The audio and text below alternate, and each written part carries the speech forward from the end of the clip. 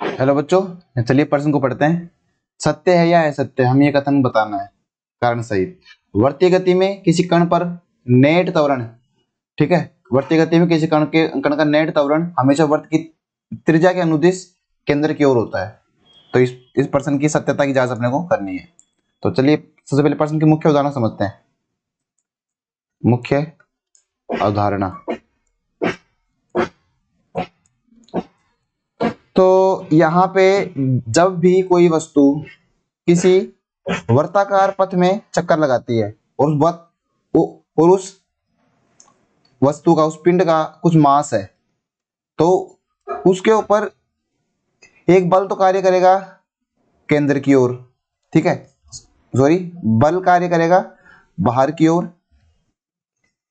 त्रिज्या के अनुदिश बाहर की ओर, ठीक है।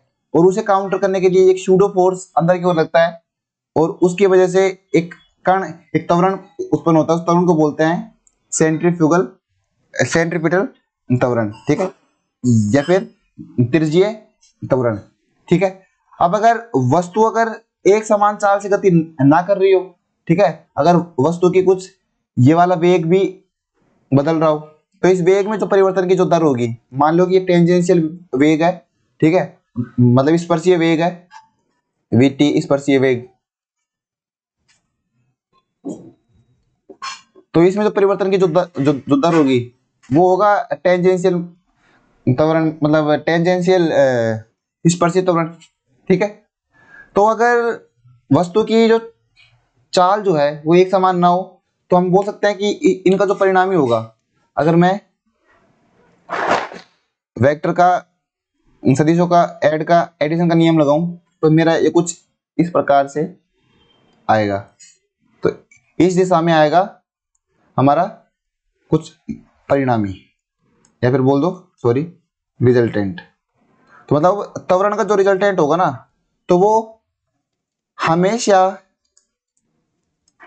केंद्र की ओर नहीं होगा, ठीक है। तो ये बात है। अब चलिए प्रश्न की तरफ चलते हैं, हम हल करते हैं प्रश्न को।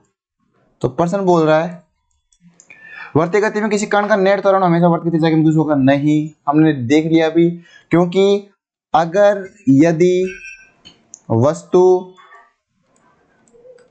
की चाल एक समान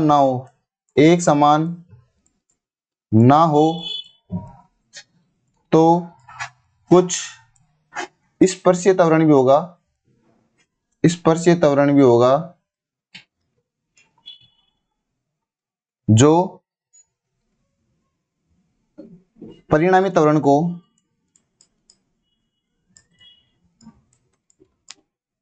केंद्र की ओर नहीं जाने देगा।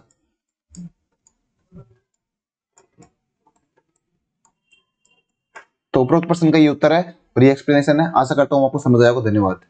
अगर यहाँ पे ये स्पर्शीय त्वरण ना होता, मतलब अगर जो स्पर्शीय वेग है वो एक समान होता, तो उस केस में बोलते हैं कि हाँ, जो नेट त्वरण है वो केंद्र की ओर होगा।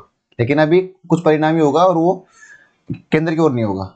तो आशा करता हूँ आपको समझ आएगा। धन्यवाद।